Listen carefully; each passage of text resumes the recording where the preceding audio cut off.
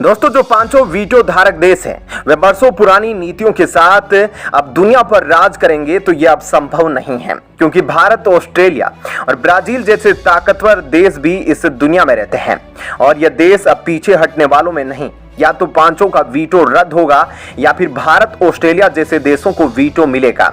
इस पर वर्ल्ड स्तर पर चर्चा होगी। जो 75 सालों से पांचों वीटो धारक देश है, जो बाकी वर्ल्ड को ब्लैकमेल करते हैं, जो डिजर्विंग देश है, जिन्हें वीटो मिलना चाहिए, उसे किसी ना किसी एक देश का समर्थन नहीं मिलता, जिसकी वजह से वह बेचारा देश पीछे हो जाता है और उसे वीटो नहीं मिल पाता। उन्हीं में से एक देश है हमारा महान भारत। इस देश से निकले हुए लोग गूगल के सीईओ बनते हैं, माइक्रोसॉफ्ट के सीईओ बनते हैं। एक बड़ा लोकतांत्रिक देश है भारत, फिर भी उसे वीटो नहीं दिया जाता। दरअसल दोस्तों, वैसे तो भारत यूएनएससी के अंदर काफी समय से यह डिमांड करता आया है, लेकिन इस बार ऐसा पहली बार हो रहा है जब भारत ने साफ साफ दुनिया से यह सवाल पूछा है कि आखिर इन 5 देशों के पास ऐसा क्या है कि ये 188 देश जिनको वीटो पावर नहीं मिली है, उनसे अलग है और उनसे श्रेष्ठ है।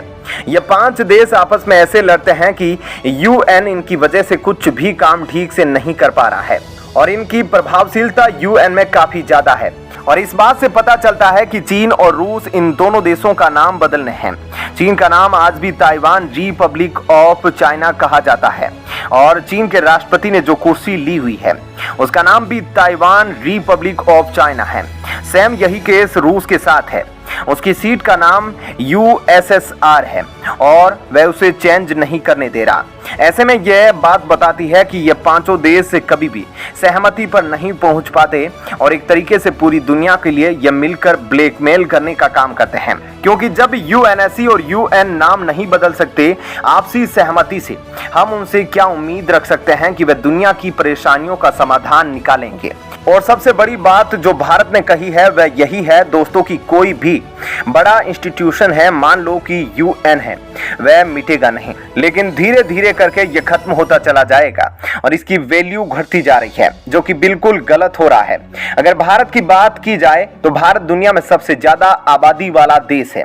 भारत के पास परमाणु क्षमता भी है, इसके बावजूद भी भारत को यूएनएससी में शामिल नहीं किया जा रहा।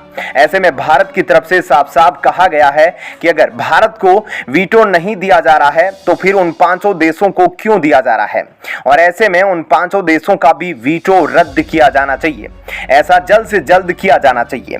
दोस्तों, सिर्फ इतना ही नहीं बल्कि इससे पहले वीटो पावर पर भारत ने एक और बड़ा बयान देते हुए बात खुलेआम कही थी कि आज संयुक्त राष्ट्र सुरक्षा परिषद में मौजूद स्थायी देश अपनी वीटो पावर का इस्तेमाल राजनीतिक हितों को पूरा करने के लिए कर रहे हैं और इस संगठन में नैतिक मूल्यों को ध्यान में नहीं रखा जा रहा, जिसका नतीजा हम साफ तौर पर देख सकते हैं कि कैसे संयुक्त राष्ट्र लगभग हर बड़ी वैश्विक चुनौतियों को काउंटर करने में नाकाम रहा।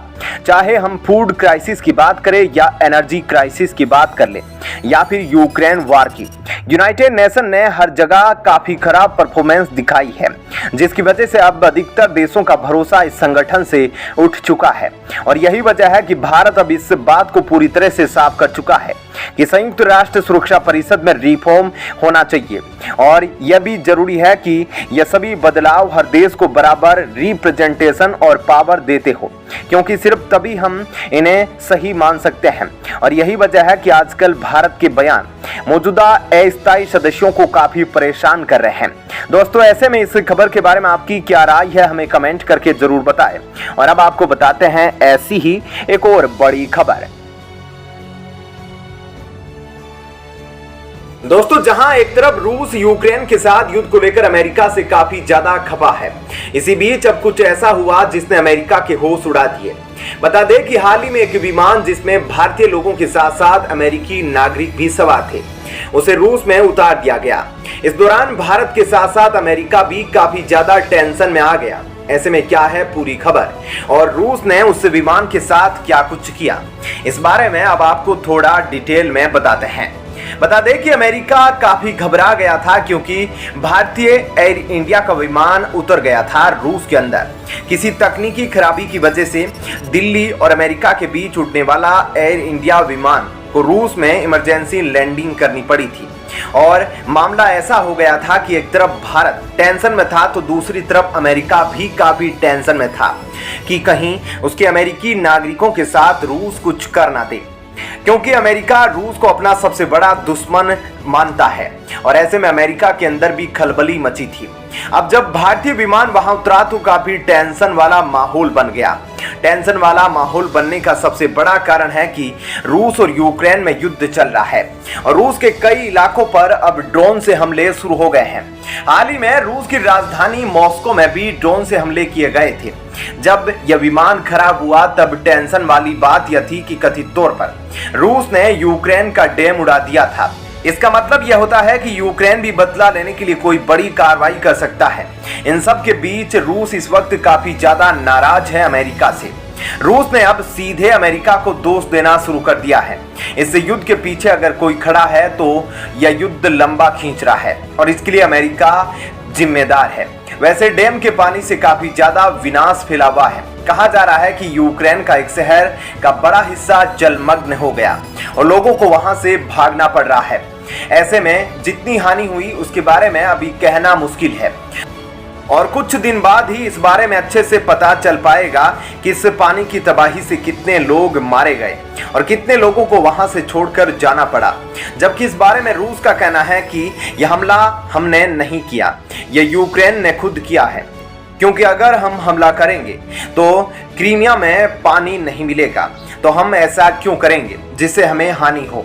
ऊपर से हमारी सेना भी नीचे की तरफ है। ऐसे में कीचड़ में ना हमारा टैंक चलेगा ना ही हमारी थल सेना चलेगी, तो ऐसे में हम यह कदम क्यों उठाएंगे। लेकिन यूक्रेन का कहना है कि हमने नहीं बल्कि रूस ने ही किया है। इन सब चीजों के बीच भारतीय विमान रूस में उतरा था। अब इस विमान में सवार यात्रियों को यह दिक्कत हुई थी कि उन्हें वहां की भाषा नहीं आती थी। ऐसे में उन्हें समझ नहीं आ रहा था कि वह किससे क्या बातचीत करे। इसके साथ ही उन्हें वहां रुकने और खाने पीने में काफी परेशानियों का सामना करना पड़ा, क्योंकि वहां ठीक से सुविधाएं मौजूद नहीं थी। उनके बैग भी विमान में थे जो उनको नहीं दिए गए थे। ऐसे में उनको बस के जरिए अलग अलग जगह भेजा गया, जिनमें कुछ लोगों को स्कूल में ठहराया गया, जिस दौरान ना ही वह सोने की सही व्यवस्था थी और ना ही खाने पीने के लिए ठीक से कुछ मौजूद था। लेकिन इस दौरान यात्रियों ने यह भी कहा कि सभी रूसी अधिकारियों ने उनके साथ काफी अच्छे से बिहेव किया।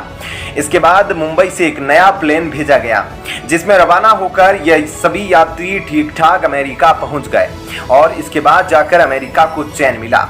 तो ऐसे में इस खबर के बारे में आपकी क्या राय है, हमें कमेंट करके जरूर बताएं। और अब